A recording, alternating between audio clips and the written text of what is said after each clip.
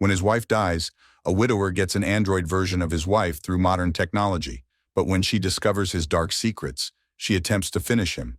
In the foreseeable future, as human demands increase, so do innovations.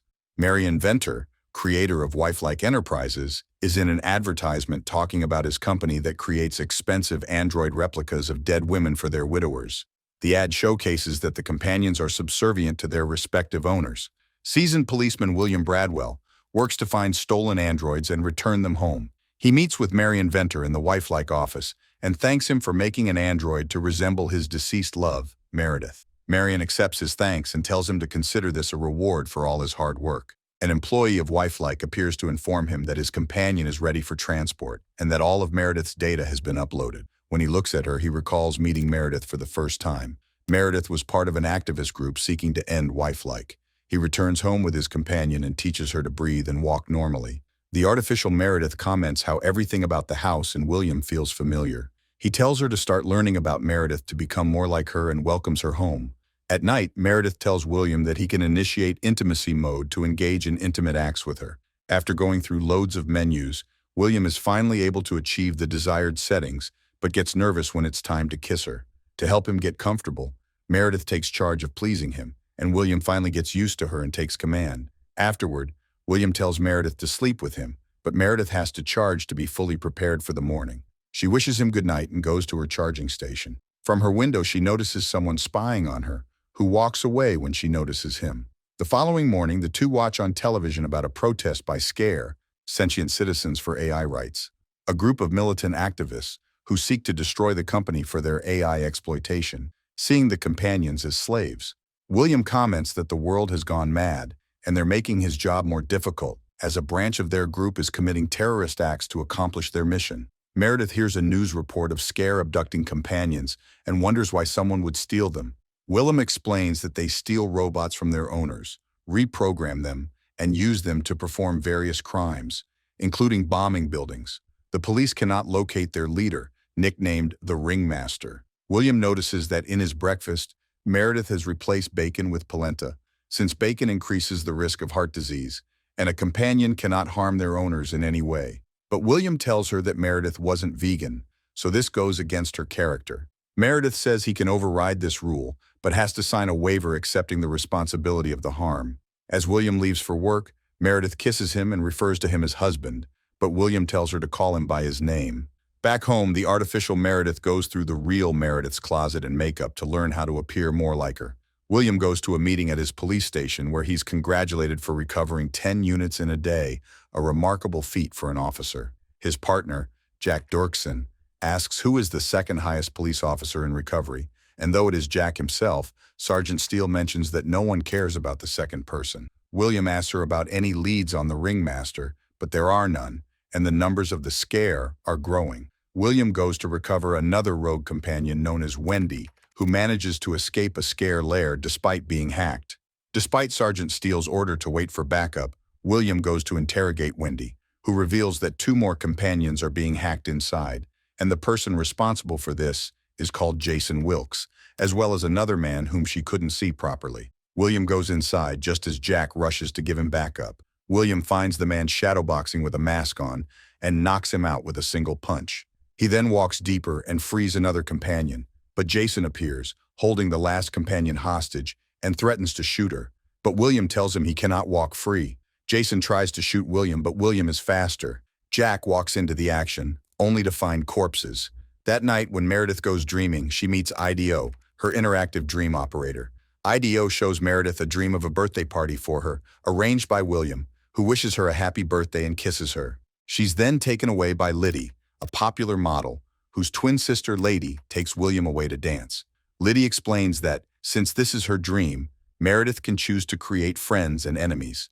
She notices a strange masked man, who offers her a card and says this will help her remember. William goes to return the units of the raid to Wifelike and notices Liddy being reset. It is revealed that Liddy has a habit of getting lost and constant erratic behavior, requiring constant memory wipes. The following morning, Meredith asks IDO about the masked man in her dream, but IDO has no record of such a man in her dream. He asks if she wants to report this to Wifelike, but she tells IDO to instead focus on Meredith's hobbies, as she has developed a sudden fascination with knitting. She knits the bird from the card given to her in her dream. She then goes out to cycle but is surprised by a woman standing in the road and ends up crashing her bike. The woman, Louise, a member of SCARE, tells her that she caused her to crash intentionally to help Meredith remember something. She also tells her that they're running out of time. She mentions the incident to William, who believes it was some woman jealous of android women. They then have a bath together. Afterward, William notices Meredith staring at a pond and comments how the real Meredith used to do the same.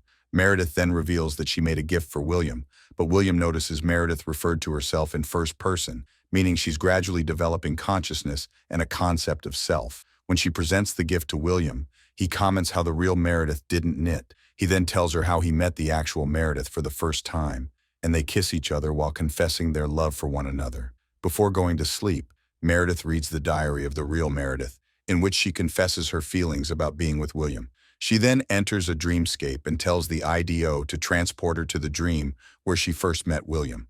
However, the masked man appears in her dream instead. When Meredith questions him, he reveals that he knows her very intimately and is trying to make her remember.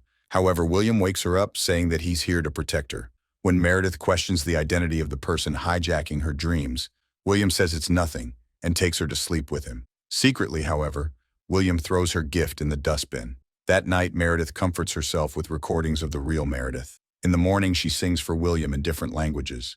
William then goes to search for another companion, Lisa Musser, who was reported missing a year ago. He walks into the building where she's reported to be, and when the receptionist asks if he has an appointment, William immediately mentions that he's looking for Lisa Musser, which makes the receptionist nervous, proving that she is Lisa. However, she denies being Lisa and calls herself Rose. William can identify her, despite her new nose, hair, and eye color. She pleads to him that he doesn't have to do this, but William asks if she's still in contact with people who reprogrammed her. Lisa insists she walked out on her own, and that no one reprogrammed her, but William refuses to believe it since it goes against her programming. Despite her pleadings, William tells her to pack her stuff and come with her. Lisa wants to say farewell to a friend, and though William allows her to, Lisa instead decides that she'd rather die free and jumps from the building, much to everyone's surprise. Meanwhile, Meredith finds Louise in her home and questions how she got here, but Louise tells her she is developing consciousness much quicker this time, which surprises Meredith. Louise tells Meredith that they've met before, and she's aware of all her mannerisms and comments that she's acting very predictable. She tells her to wake up quickly since they're running out of time, and she's here to see how much Meredith has remembered. She also tells her that the man in the mask is eager to meet her, but Meredith tells her to leave as she's recording this conversation, and William will see this.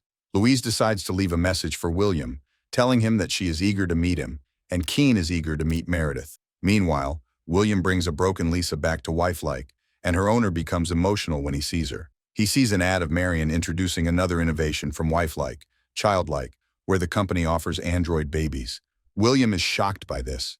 He goes to meet Marion to inform him that Lisa jumped from the building herself, but Marion doesn't believe it and thinks it was either an accident or someone reprogrammed her. William insists that she chose death over bondage herself and that others could do so as well. Marion tells him that it is unlikely and even tries to bribe him, but William insists that if companions can select death for themselves, they can also harm their owners.